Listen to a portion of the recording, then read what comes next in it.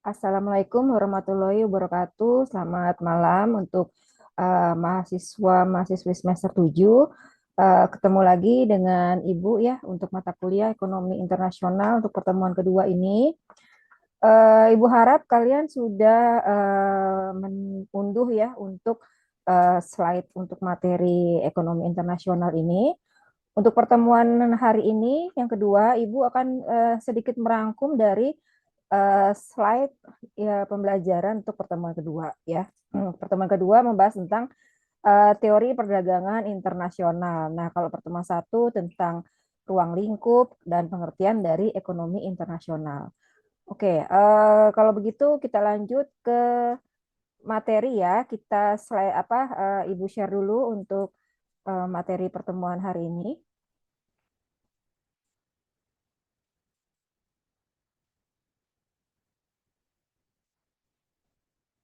Oke, di sini sudah ada di bentar ya. Oke. Oke.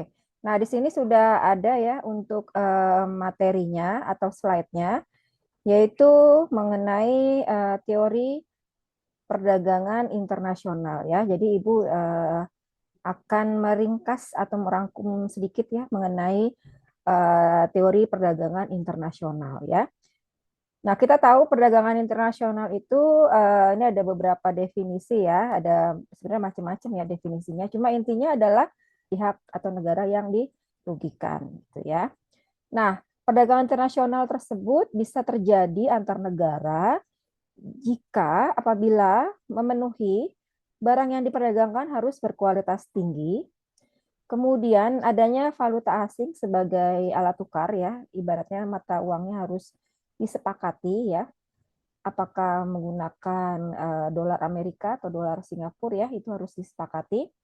Kemudian yang ketiga, adanya perjanjian perdagangan dengan negara tujuan ya. Nah, minggu kemarin Ibu share mengenai bahwa negara kita akan mengekspor beberapa produk unggulannya ya ke benua Eropa ya. Kemarin Ibu share berupa video TikToknya ya bahwa ada kesepakatan negara Indonesia dengan beberapa negara Eropa untuk mengekspor barang kebutuhan kita ya, barang unggulan kita pastinya ya.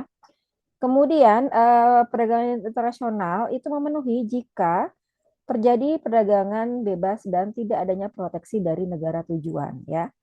Nah, karena kita Indonesia contohnya mau mengekspor barang-barang unggulan kita ke negara Eropa, harusnya dari negara-negara Eropa, negara tujuan itu tidak ada pembatasan ya. Nah, itulah beberapa kriteria yang memenuhi ke perdagangan internasional itu bisa terjadi gitu ya.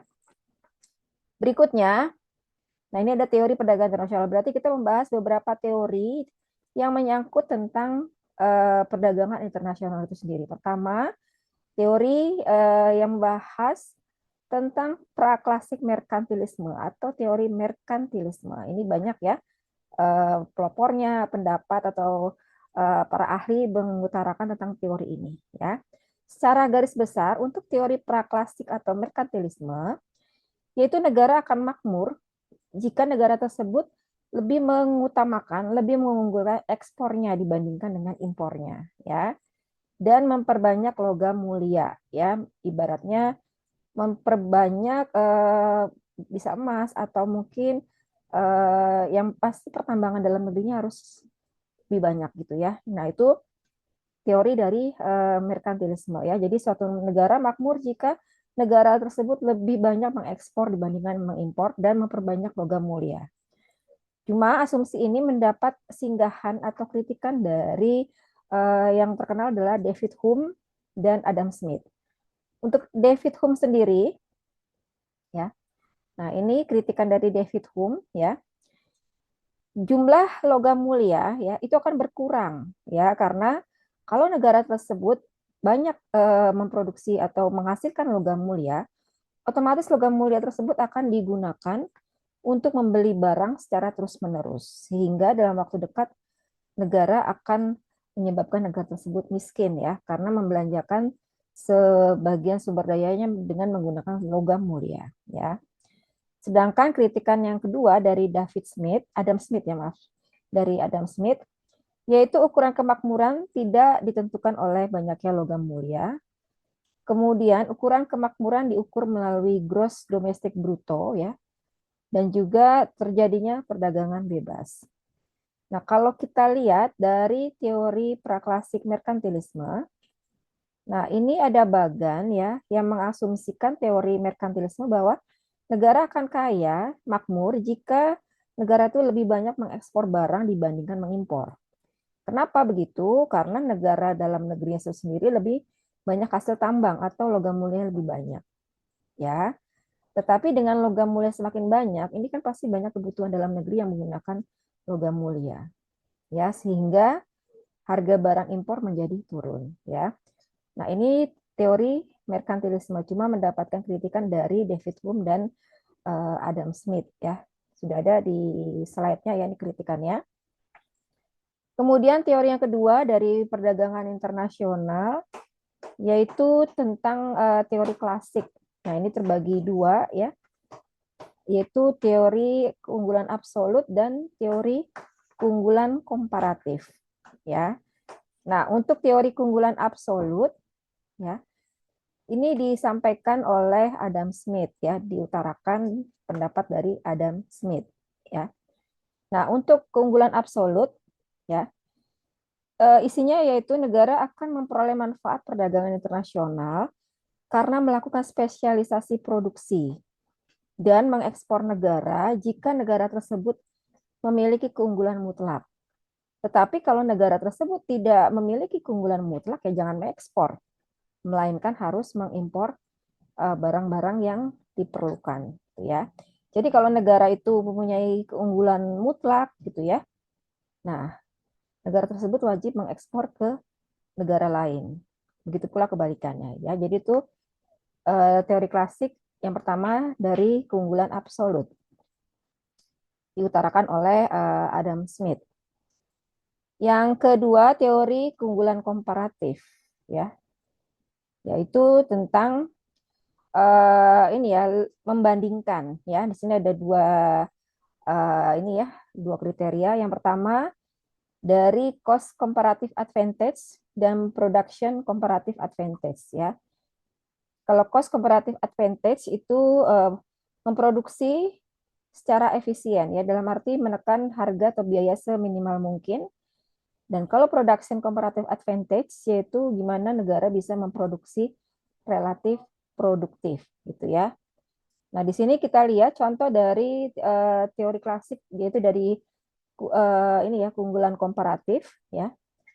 Nah, ini ada contoh tabel ya. Di sini membandingkan bahwa negara Indonesia dan negara Cina ya sama-sama memproduksi 1 kilogram gula, di mana Indonesia membutuhkan waktu hanya 3 hari kerja dan Cina 6 hari kerja. Nah, kalau kita lihat dalam memproduksi gula ya, berarti Indonesia itu lebih komparatif karena membuat produksi gula hanya dalam waktu 3 hari, dibandingkan Cina membutuhkan waktu 6 hari kerja.